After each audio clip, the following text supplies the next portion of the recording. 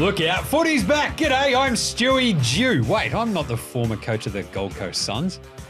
Well, I do rival maybe a bit of girth after a big weekend on the tins from a birthday, but I am Jaymz Clements. This is the AFL Today Show, your new favourite one-stop shop for all things footy. And joining me for this midweek madness show are local weirdos, a.k.a. Footy Nuffs, a.k.a. AFL experts. Alex Donnelly over there. I was going to say, similar to Stewie Dew, you do have a good 15 minutes in you, and then that's about it. I've also got a booming left leg. Yeah, there we go. I didn't even think about that. And in the middle, it's the stats boy, Liam McAllion. We might have to do that. Best just quarters of football of all time. Stewie Dew has to be up there. That was unbelievable. Has to be up there. It is. It was in a grand final. It was unbelievable. Yeah. Yeah, I like that. I'm really great over 15 minutes. Just no problems outside of that. Cooked, mate. And also joining us later on to talk all things Brisbane Lions and the Gold Coast Suns is the Courier Mail and Code Sports' very own Callum Dick. He jumps on to talk all things Suns and Lions, which is really good. So stick around for that. Before that, though, make sure you subscribe to all the other good stuff. The AFL Today on socials. Get around this wherever you get your podcasts, of course. Like, review, star, comment, or we'll send Stats Boy to go to your house and just stand there looking weird. Either way, footy's back. Wednesday news. The news ticker. A lot here. Let's do it. Whoa, Harley Reid, bam, bam. Whoa, Harley Reid, bam, bam. Make $1.8 million. Whoa, Harley Reid. So, there was a report yesterday that Victorian clubs are looking at Harley Reid and prepared to offer. Definitely Essendon. All right. Might be North even as well. That's the funniest one. Yeah. Prepared to offer Harley Reid a 10-year contract worth $18 million. You have to do these ones. $1 million. Yes. How are we feeling about this? He's played, what, 10 games? I don't think anyone should have a 10-year contract in any sports because they could get injured or things like that, so I don't like it. If Chad Warner's only getting offered 1.4 for what he's currently doing and Harley Reid's getting offered 1.8, you just look at him like... Yeah, but who do you think's going to have a better career? Doesn't matter, but you're looking at it right now, you're like, I'm going to give one of these players $1.8 million. You look at it later, Chad Warner, given current output.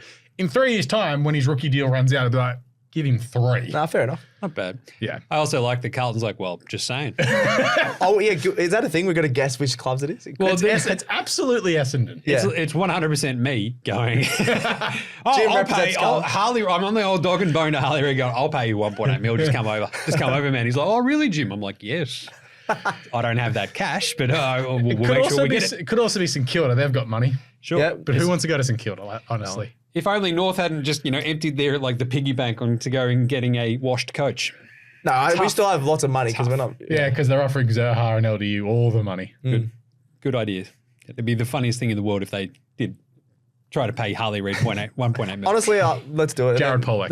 Nice one. Danger got off as well. No suspension after his dangerous tackle. The pinned arms. Oh, but you see, sir, I had his arms pinned, but it wasn't malicious, and I was doing everything I could to stop him from hitting himself. It's like, were you though? I think Dead Set gave him the pedigree. No, I think that was the perfect tackle. I don't think he did anything wrong. I don't know if it was the perfect tackle because he had both arms pinned, and that was their argument. You're told when you're growing up at Auskick, or not Auskick because you can't tackle. Auskick, you're not allowed to tackle. You've got to tackle the tackle dummy. Under 10s, you're told pin the arms. And what? Have you ever made a tackle? Yes, I have actually, and I know those, that was a perfect big chimpanzee arms. He's definitely done that. That seems wrong, but anyway.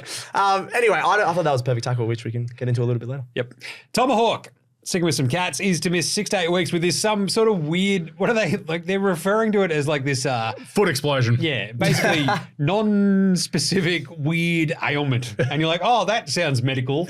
Sure. Like they said, because he's had so much damage to his foot over the years, it just exploded. Right? Yeah, it sounds probably. Good. So foot blew up. Yeah, cooked. Like a tire. It just put some ice on it. You'll be right. Is this just when Geelong are out of the 8 and they can't make finals and it's 1 week to go? It's like, yeah, we're just going to stick him in the goal square.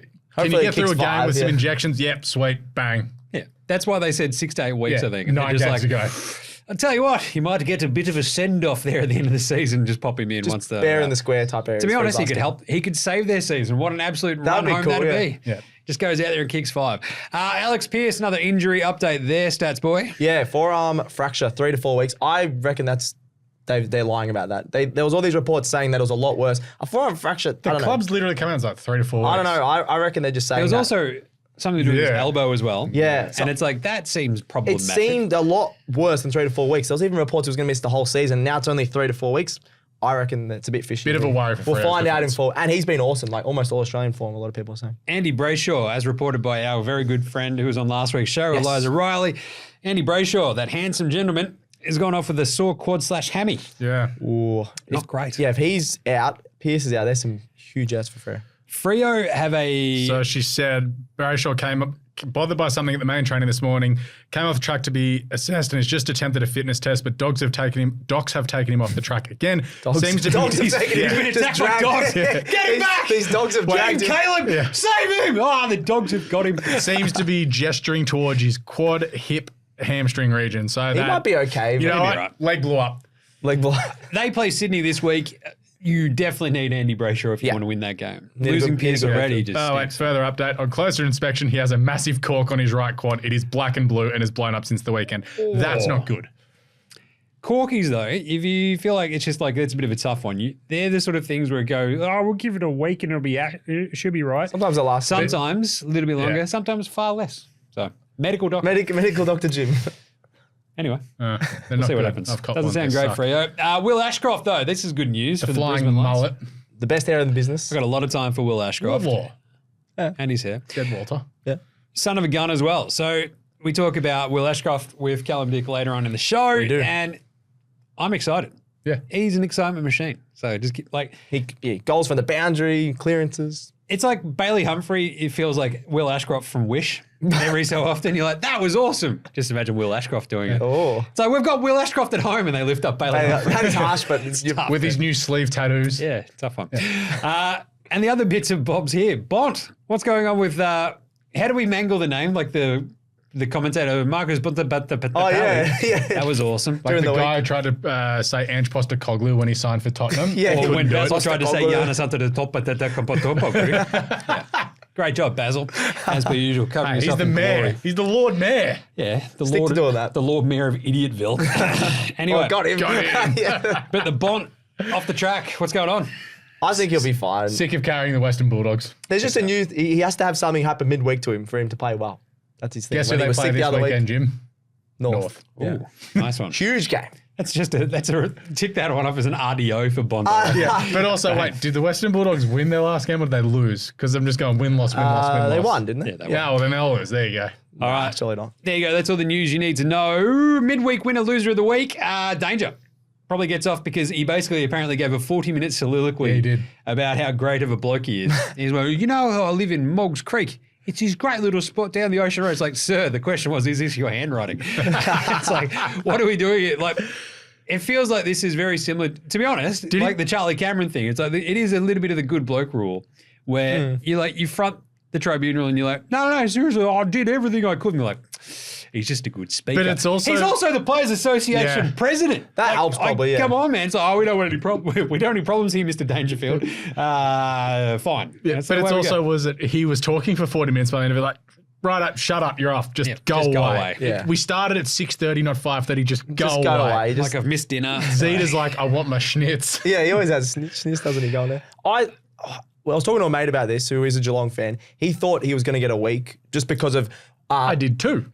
people thought he was going to go, but didn't deserve it, is what a lot of Geelong people say, just because of all the other weeks and things like that. But I don't think that tackle was bad at all. It happens in footy. Like, He's a winner of the week because they obviously have a huge They game need this him, yeah. weekend, right? Yeah. And it's the Bombers. they play the Bombers without Danger. You'd be like, whoa, geez. But with Danger, that makes it a little bit different. That leads us very nicely into this week's Yeah Nas.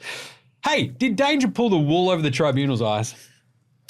I did everything I could, sir. I didn't just pin his arms and ram his head into the ground, sir. I tried to lean back and everything, sir. I just had my legs pulled under from under me, sir. He didn't ram his head into the ground. It was he a bit of still hit his momentum. head. That happens in footy. I don't think so, but a lot of people. He did talk well, so I'll give I him think that. that's the entire point, Yeah. bro. Like, I think the wool over the eyes is like, literally, I've talked you out of the decision you've made.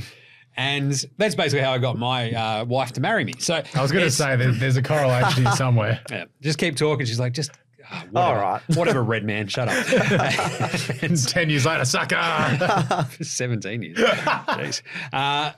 The point being, basically, he's talked and talked and talked and talked. And he's like, oh, well, you see, like, it could have been worse. I could have actually, like, you meant to go through and my momentum was, I tried to pull it back. It's I like, agree with you. if I was trying to hurt him, I could have. You're like, that doesn't sound like it's helping your argument. He shouldn't probably say Like that. he but yeah. still hit his head on the ground. And I think this is the conversation we always have with these sorts of decisions. It's like the simple, hard and fast rule of like doing what you can to prevent head trauma. And he's like, oh, I'm the president of the Players Association. I know all about head trauma, blah, blah, blah. I'm like, yes, you're friends with Joel Selwood. We understand that. Bang. But the point being, like he sort of talked and talked and talked.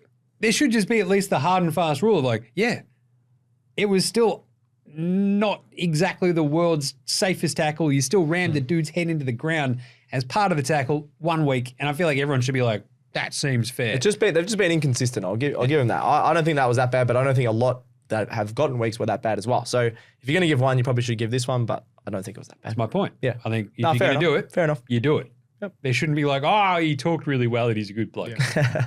You know? Alex? If you smash someone's head in the ground, you should get a week. I wasn't Simple. smashed into the ground. It was literally like a momentum thing. I don't know. Everyone's putting it out of context, I think. Did I BT's... like how you being like on board with people getting concussed has been the hill you've decided to die on this week. This is you're the cool. I love people getting that's concussed. good. Is that This what- is cool what are with you head talking trauma. about? Yeah. Well, Love it. you're against Peter, right? He Copping couldn't a have done month. anything there. You're allowed to pin the arms. There's no rule against you pinning the That's arms. literally the thing. It's like if you but- pin the arms and slam their head into the ground, you get a week. Alright. It's literally written into But the there's not- tribunal rules. If you just tackle someone normally, you're allowed to pin the arms. I don't like how people say, oh, you pin the arms. You're literally taught to tackle to pin the arms. That's all I'm saying. I don't like how everyone keeps saying Stats guy hates player welfare. He does. Yeah, nah. Did BT's horrible commentary of this leave a sliver there for Danger to sort of talk it out of like, oh, Sam Walsh has thrown his head into the ground again. That was out of bounds, etc. It was out of bounds of the rules. Oh, I don't know. They don't listen to I can the open the commentators. sliver. Maybe, possibly. Just saying. I don't care enough. Hey, would you give Harley Reid $1.8 million a year? Yeah, nah. Nah, Swans don't have the money. Sure. Yeah, but not for 10 years. I would for 5 years. All right. Yeah. Is the funniest outcome if it's North behind this? Yeah, Surely nah. we obviously didn't get him in the draft. We're not going back there, surely. That's That why would it's the be- funniest why. outcome. That would be so awkward. It would annoy me so much. Why Why you had would it to be do is awkward? lose one game. If you lost a game, you wouldn't be in this position. It's like losing. I love the idea of like you guys losing one game costing you $18 million. It's also been at the Gold Coast not being able to win below the 28th degree. I think Brady Rawlings, who's running the recruiting and stuff at North, I don't think he'll be like, we just can't go there. It's just So wait, you're weird. going to say no to the greatest player who have ever been born that's a combination of Chris Judd, Lance Franklin, Gary Ablett Sr., Jr. and Matthew Lloyd? Well, he's only played 10 you say games. Buddy so, Franklin yeah, in there he as well? did. Yeah, he But did, yeah. the fact that he's getting compared Lethal already. Lee Matthews. Yeah, Alex Jezelenko, Gordon Barrett in. Coventry. I'm Put them saying all no together. just because it's awkward. That's the only reason. All right. Like your dating life. Whoa, okay. Jeez. Hey, is Ken Hinkley the most successful bad coach?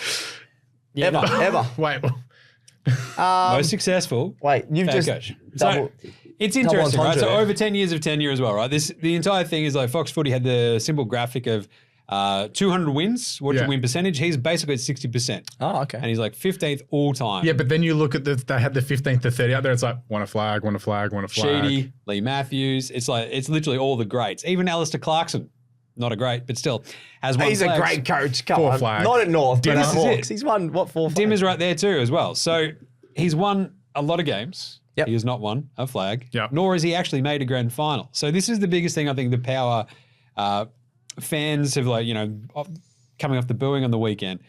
He helped turn this team around. He turned the club around. They were covering the seats with tarps. Yes. That's right, Port yeah. Adelaide were dead in the water basically. That was when they were at Footy Park. Post Matthew Primus.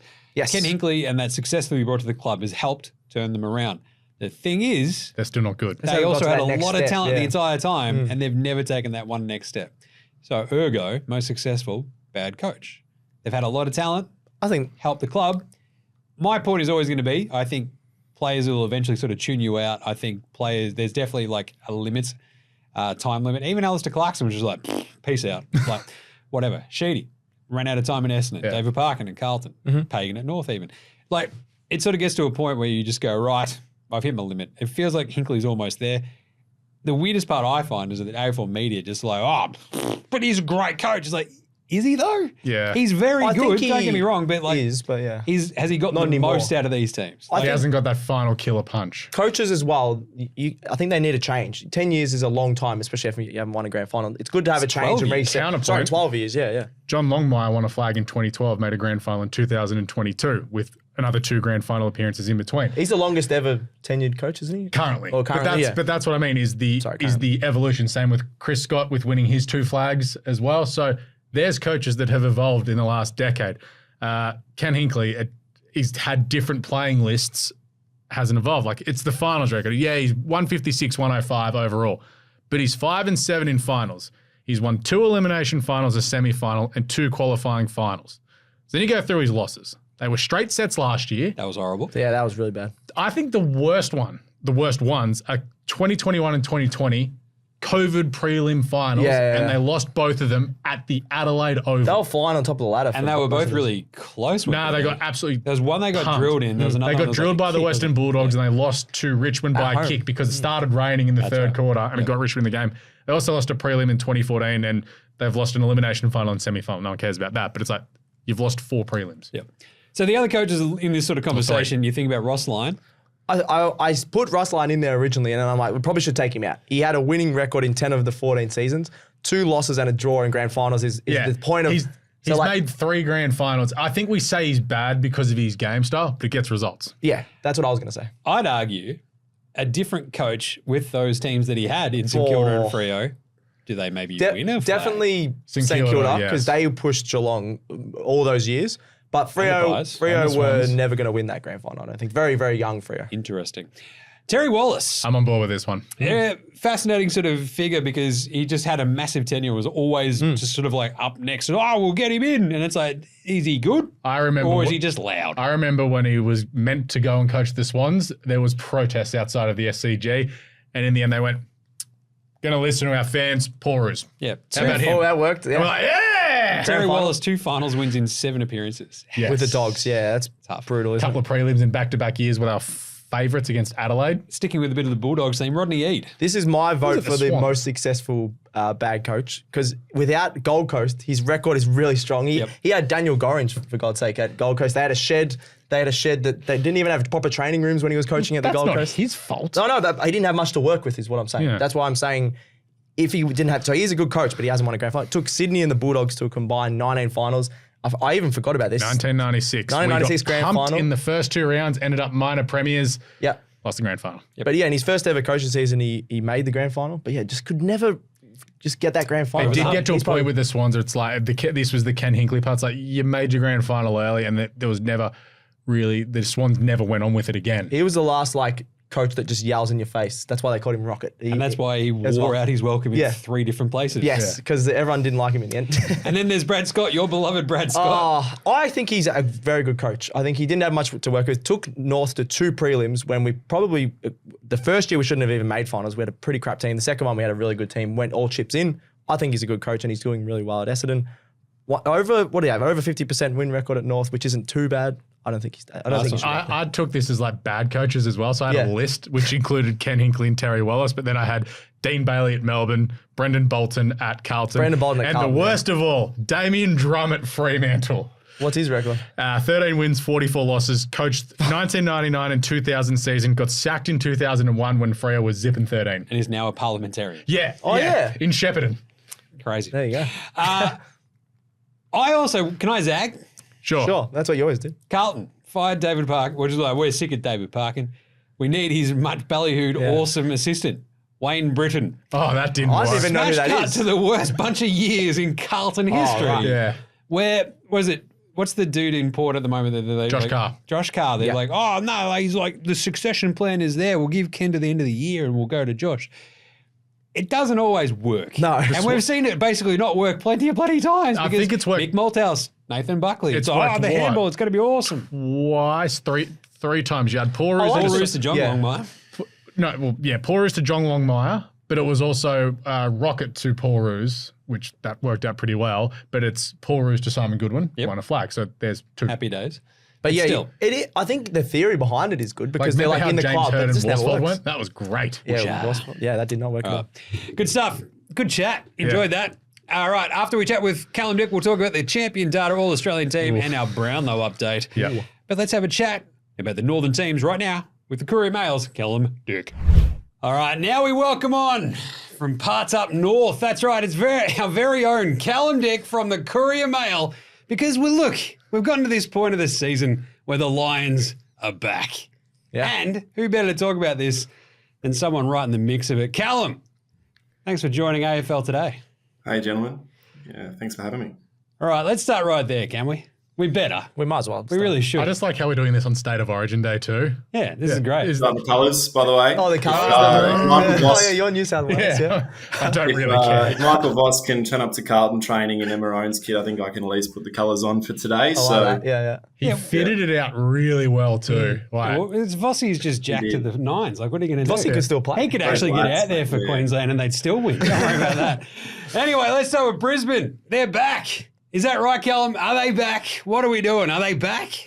It feels like it, mate. We were up here. We've been waiting for the penny to drop all season, basically. And we've heard Chris Fagan, say repeatedly that the stats say we're not as bad as we're, as the scoreboard's been showing. And we're all saying, oh, is that true, mates? But, yeah, I think the last couple of weeks they've definitely shown us. And in some areas, I think they're actually up on previous years, which might be exciting and a bit scary for the rest of the AFL. For everybody else. Well, what do you think the problems were earlier in the season? And I think we've sort of talked this out on this show that especially after, I think, our last Thursday show and Sunday night show, it's it seemed like their injuries had sort of just put a massive hole in that team. And it just basically took them a while to figure it out. Does that sound about right? What else do you reckon? Yeah, no, I think sometimes you can feel like the injury stuff's a bit overplayed. Every team deals with injuries. We've seen Richmond this year, obviously, but the big thing for the Lions is they haven't really had to deal with injury setbacks in the past. So last season, for instance, I think their back six was the most stable of any in the competition. I think from their whole back six to back seven that ran through there, they missed a total of 6 games between them. Yeah, So when that suddenly gets changed halfway through the first game, Kadeen Coleman goes out and then you got a few more blokes go down and suddenly you're sort of scrambling. You haven't had to figure out a different mix before. So I think Harris Andrews' leadership there has been really crucial for them. They obviously had to find that to move Dane Zorko back there. It took a while to figure out how to get him properly rolling and everything. So I think it's just a case of obviously they lost Jed Adcock as well, who was the backline coach last year. So I just think it's sort of they hadn't had to figure out what they had, and it took them a bit of time. But they've finally seemed to, at least in that part of the ground, start to get rolling. I'd also suggest Eric Hipwood remembering that he's a forward and a footballer has helped. Like their last five games, 4 of them they've kicked over 114 points. Yeah, but been awesome. I mean, kicking goals had been their problem. Hipwood also had to spend all this time trying to figure out which haircut he was going to get. So he finally gets the right haircut. Yeah. Oh, that's a big It's part of the game. out of his eyes. He got rid of the emo 2004 cut. Simple as that.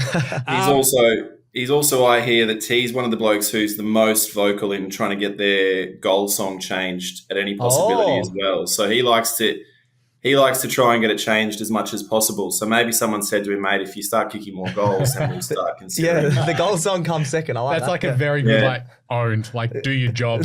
Yeah. We'll just give you whatever song we have. Yeah, you got to negotiate from a position of power, right? He's like, I want to change my song, man. Kick some goals. He's like, all right, I will, Dad. That's awesome. Stats boy, you love a bit of Gabba stats. Take us through this one. So they got 5 of their 9 games to come at the Gabba, which is awesome. Obviously, the Gabba 12, everyone called it last year. Can they reassert themselves at the Gabba, do you think, Callum? Well, I think we've started to see that. Yeah. Again, so a lot of those early losses at the Gabba was, as we said, when they were still trying to figure things out, and they played some good teams. I mean, they'll play Geelong when they're on a roll. They played the Blues at the start, and they played Collingwood, who were also under a lot of pressure early on. So I think we've seen, even with the St Kilda game, they blew out and then managed to hold on at the end. So I think we're sort of trending more to what we've seen from the Lions over the last, 5 or so seasons under Fagan. And it's definitely, I mean, if you're a side travelling to the Gabba right now, you don't want to be. Yeah, you'd be very worried. I think it back a little bit. So except for the Sydney support. Unless maybe you're the Swans in round 9. Yeah. That will be a belter. I'm actually flying up for that, and I can't wait for that. But they've turned the form around, obviously, but is there still slight concerns with the back half because they let St Kilda kick 100 points, and Hawthorn obviously did that to them at Docklands as well. So there's been a few games where they've had scores quickly put on them because they've also had the draw with Adelaide, and then also GWS absolutely pumped them. So it's still not right, but at least they're like, we're just going to kick more goals, so who cares? Well, that's sort of been. I mean, they've been a relatively strong defensive unit under Fagan, but forward of the ball's always been their strong suit. They've been number one for inside 50s, territory, etc., around the clearance, and those numbers have remained strong. I think the important part now has been exactly right. I mean, previously it's now a case of they're actually now converting their territory, which they weren't doing previously. And the big one is they're now, I think, the number one scores from turnover team, and then the number one from not being scored against on turnover. And that's a profile that I think 8 of the last 9 premiers have been in like the top 6 or something in that stat, and they're number one in both of them. So it's weird to say that of a team that's, I think, ranked 10th at the minute, but they're playing footy that that should hold up if they can get to September. See, stats guy, that was a stat. That was a great stat. That was a stat. Yeah, I Where are those can stats? He can come on the show. So the Swans had been, up until last week, the Swans had been number one in the league from points from turnover as well. So, and Brisbane have now jumped up to the fourth most points scored in the league this season. Nice. Does help when you put 160 on Richmond. Yeah, they're putting 140 every 2 weeks at the moment. Yeah. I mean, before the sort of form turnaround, like, how loud were the questions about Fagan up there? Probably not so much up here as in Melbourne. It's a bit more of a bubble down there. Up here, I think sometimes it's good and bad. You can get away from a bit, but a lot of people up here, I suppose, we've been more plugged into Fagan's sort of coaching method and style. So he cops some flack sometimes for some people say he has too much trust in his players, like people were calling for Hipwood to be dropped, etc. And we're now seeing the fruits of him staying true to Hipwood. So I think up here it wasn't so much, and the club for the most part has been very supportive of him. I don't think there was ever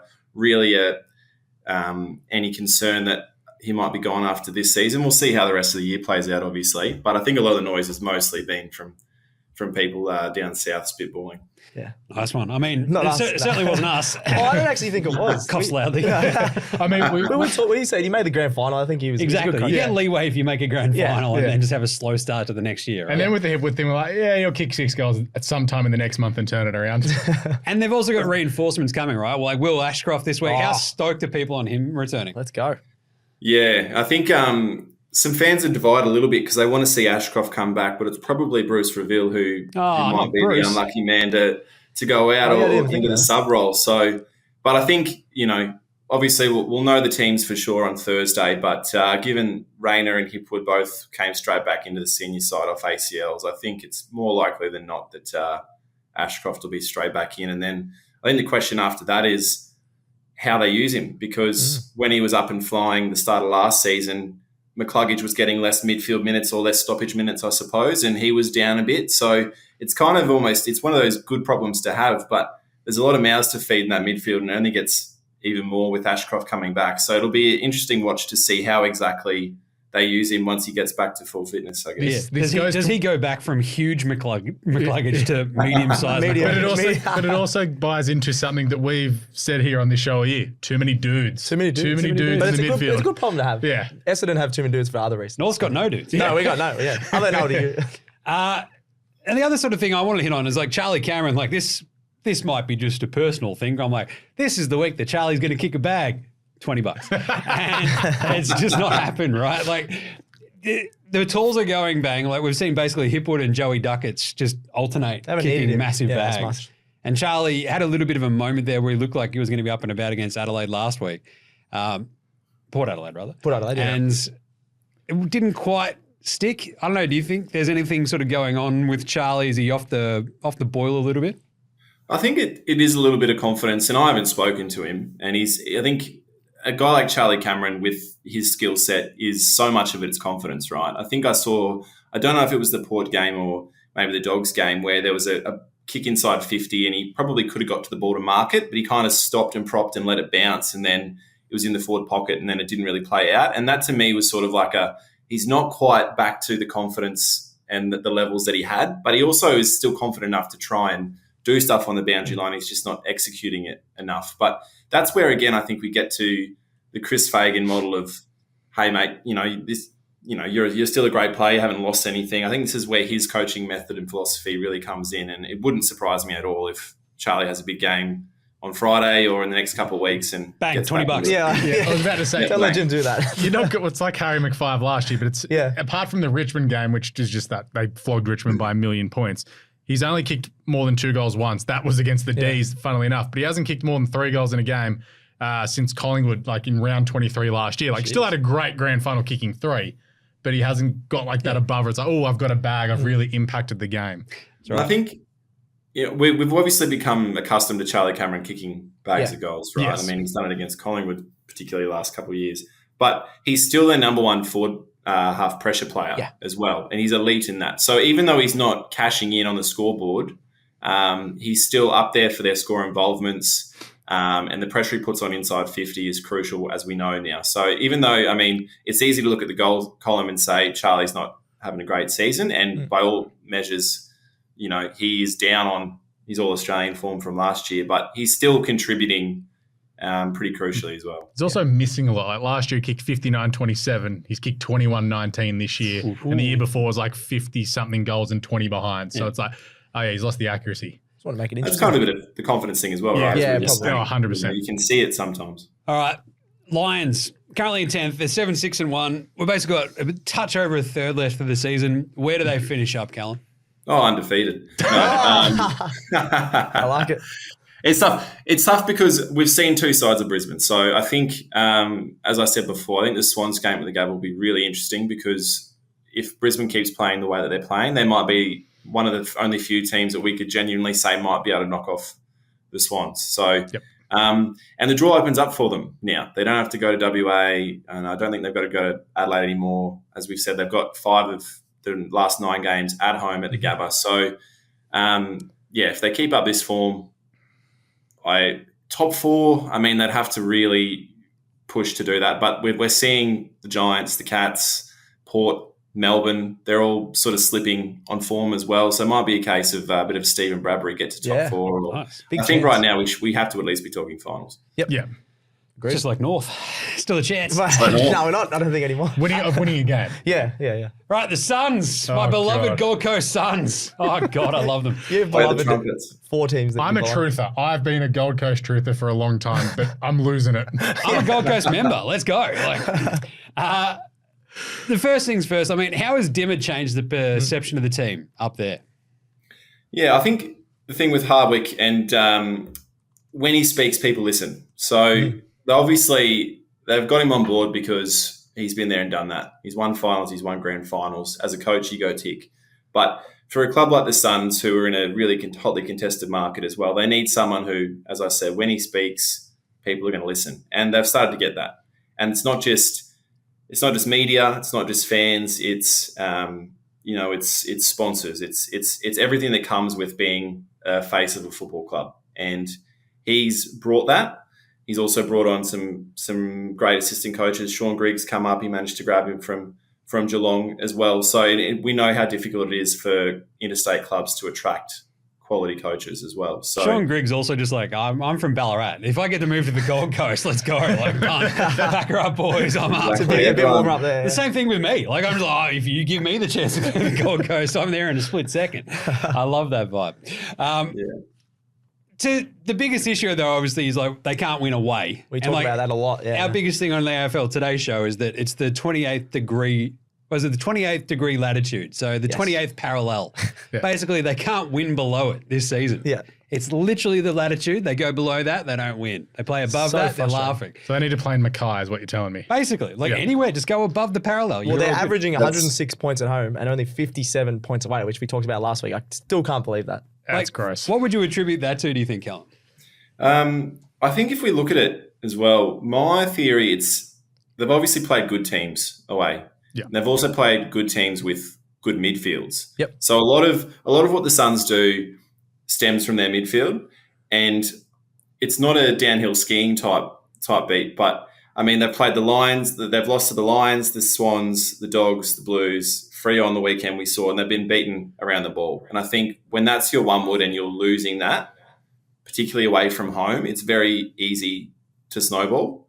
So, and if you look at, I think I wrote a few weeks ago, like Noah Anderson's numbers kind of at home versus away from home. And I'm not putting this all on Noah because he's been fantastic, but away from home, when the Suns are losing, he is well down on his output otherwise. So I think it's kind of maybe a chicken or the egg scenario a little bit, but really it is, we saw with the Blues, I mean, Dimmer after that match said our midfield got beaten, they need to be better. So I think that's at least part of the problem, is that they're coming up against really good midfields and they're not getting the jobs done. And a lot of that's happening on the road. So I think it was the St Kilda one that was the biggest one. It's like, it just all set up perfectly with how St Kilda are going. It's like, you come here, you got to win away. Them, come on. You've got to win away. The other ones, you can sort of look at and go, yeah, that makes Finals sense. teams, yeah. But losing to St Kilda when you're expected to be a finals contender is, yeah. And especially when, it's not just that. It's also, I think it's Rao and Anderson have like 17 and 18% less score involvements when they're playing away from home. Yeah, tell that to my Supercoach team. Yeah, I know. Breaking my heart. I mean, is there any concern about the Suns being out-muscled? Like, it does feel like they do tend to have these moments where, it, like, especially on the road, a bit of bruise-free footy, and they play at home, and it's just like this beautiful game sometimes where, like, it's just flowing and fast and good and effective and efficient. And then, outside of that, it sort of just gets a bit, once it gets, taken lost, to them, they just go, had enough of that, boys. Pack it in. Yeah, I mean, it's tough to say without, if you get the midfield group in a room and sit down, they're honest. But there will definitely be some honest discussions happening. And before, probably 2 weeks ago, I think it might have been before the St Kilda game, Hardwick said, if our midfield keeps getting beaten up away from home, then we will have to start looking at putting more people in there. But they are a young side. I mean, you can throw Bailey Humphrey through there. You can throw... Then you've got, Dave Swallow can go through there, but he's not the Dave Swallow of, 5-10 years ago, that sort of stuff. So you've got your A-grade midfield too on paper, and as we see at home, can more than do the job. It's just a matter of, what's happening on the road. And I mean, they're trying to change everything from when we do our captain's run to, Dimmer joked, what music are we listening to in the sheds beforehand? So they're clearly they don't know why there's such a drop-off. And it might be as simple as they're just playing some really good sides on the road and maybe some not-so-great sides at home. Fair call. Well, they've got an awesome test this week, right? They play Collingwood at home. So, it just feels like at the moment be the most Gold Coast thing ever. No, they'll win. It's at home. They'll win. But is it at home though? I mean, it's going to be probably a 90% Collingwood. Yeah, that's true. It's a sellout. School holidays and sellout, and Collingwood fans think the most exotic location in the world is the Gold Coast. No, Bali. Bali, yeah. Bali, Gold Coast. Jetstar flights were cheaper to Gold Coast from Avalon. With no teeth checks on the plane. I love that vibe. Outside of this, I mean, the roller coaster vibe though is probably just going to be a little bit tough for them to swallow. Like the smashing of Geelong in Darwin was just the Darwin remarkable. Suns, just unstoppable. But then poor midfield. Exactly right. Like, do you think it literally just sort of comes down to that? Like, is there sort of more about, can we put a little bit more on this forward line that sometimes just disappears completely in some of these games? Other than Ben King, Ben King he's been awesome. But you look at their leading goal scorers, it's Ben King, and then it's a massive gap to like 13 goals to whoever's next best. They're not helping him out. Ainsworth, Long, Lukosius, like it feels like you get a little bit more from each of them, right? Yeah, it's an interesting one because the thing as well is Hardwick's come in and this first year was about figuring out what he's got, right? So they didn't go look for free agents. They knew they were coming in with the draft, and they've done a great job in blooding these youngsters as they could. But I mean, you've got to play Jed Walter. But he's still, he's not cashing in as a key forward. But everyone looks at him and says he will become a great player, right? Many would say he's the greatest player. Jim's favourite player of all time already is Jed Walter. I'm just like Jed Walter top. I'm just like all in, all the merch. I'm just like any stock you can buy in Jed Walter. I'm just like money on the table. Let's go, his Jed look, Walter. His hair, it's just the vibe of the thing. When I watched the 16-year-old throw Palm Beach Currumbin, he threw Liam Jones to the ground when Liam Jones was up there on his AFL sabbatical. 16-year-old, they were training against each other, and I thought, you know what? Yes, that's when I hitched my flag to Jed Walter. On board. There we go. Great. So Ben Long, I mean, he started the season out of the team, and then he's forced his way in. Roses was in some great form before he went down with a hammy, and he's just sort of redone it. So they're still tinkering. I mean, in the back line and the forward line, he's still tinkering to figure out what the actual mix is. And when you're doing that on the fly with expectations of making finals for the first time in club history as well, I mean, there's a lot of moving pieces there. So Lukosius was forward and then he moved him down back and then he saw, oh no, that was a mistake. So at least he's not Harvick, I mean, isn't sort of been like, oh, no, I've said you're going to go back there, so you're going to have to stay back there, my friend. He's going, I've made a mistake, you go up there. So just make sure you play Lukosius in the NT and he's laughing. Yeah, right? He's the best. Exactly. Player. Yeah, we'll just play every game in Darwin. And then Win a Brownlow. We'll be the next time. Brownlow and a Coleman in the same year. I love that.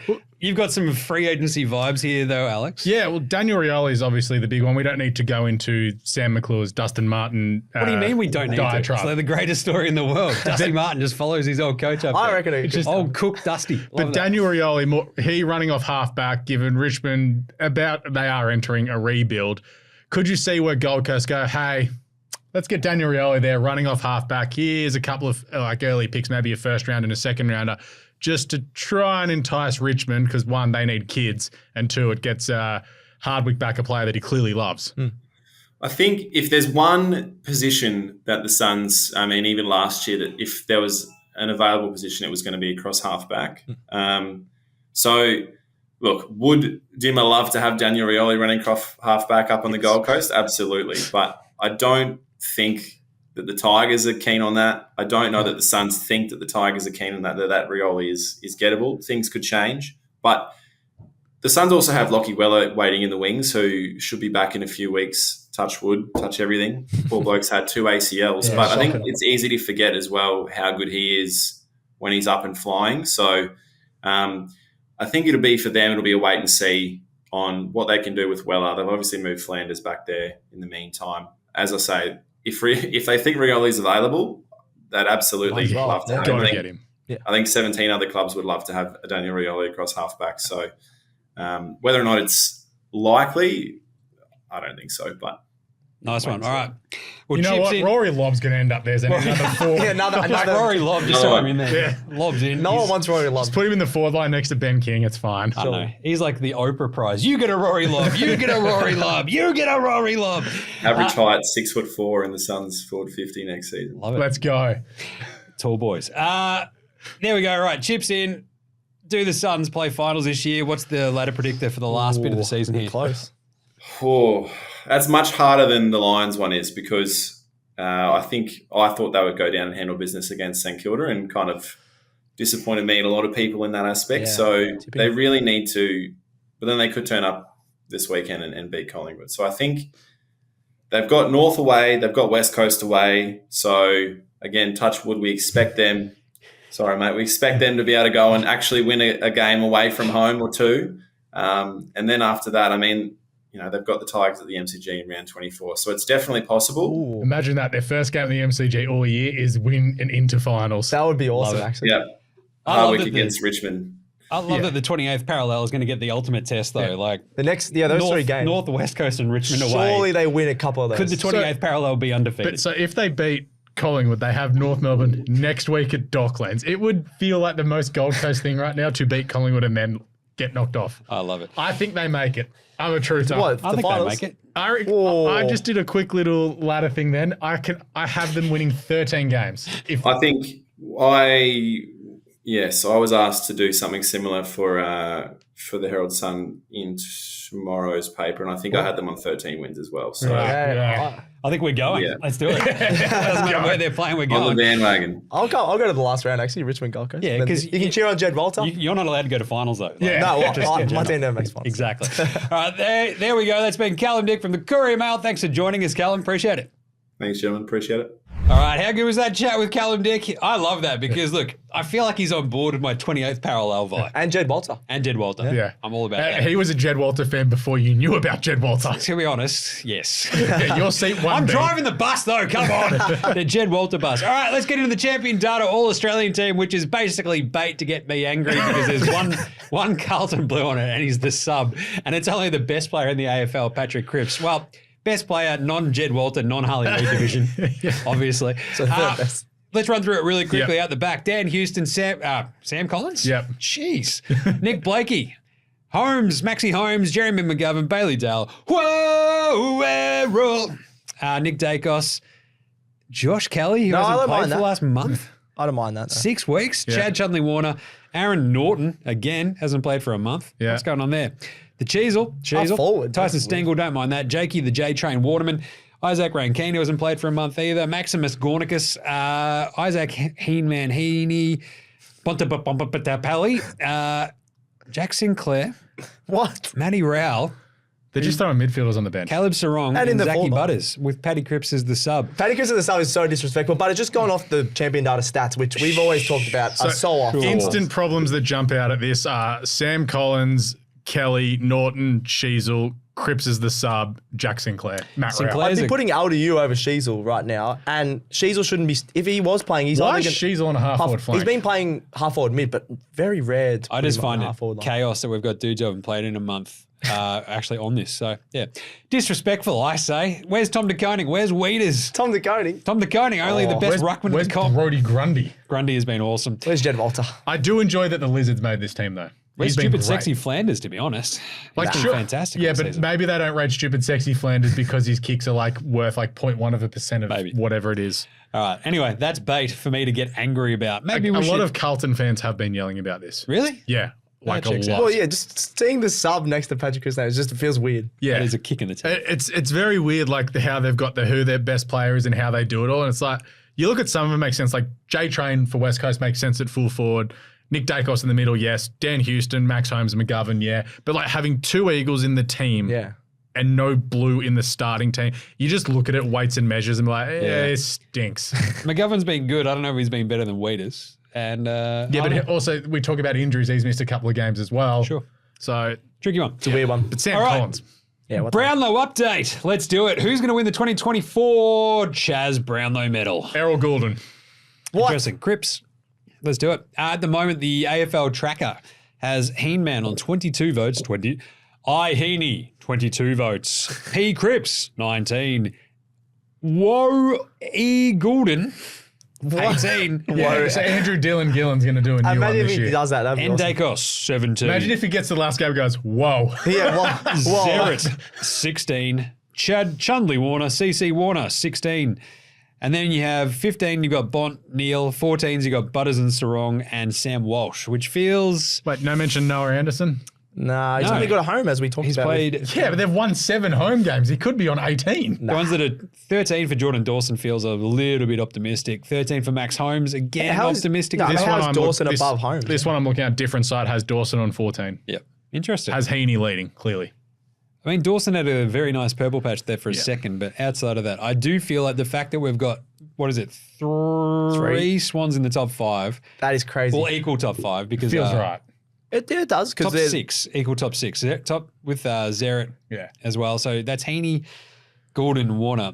At what point do they start cannibalizing each other's votes? I think think they will, yeah. Warner's the one that's going to cannibalize their votes because his peaks are so good. Well, that the he's- predictor's got 2, 2, 3, 3, 3 yeah. for him. So, So he's just purple patching, whereas like Heaney could sneak a vote on Saturday against GWS, but Errol's absolutely going to get the 2 or 3 in that game because Rowbottom was also good. Yes. But that's like a game where Heaney picks up 1.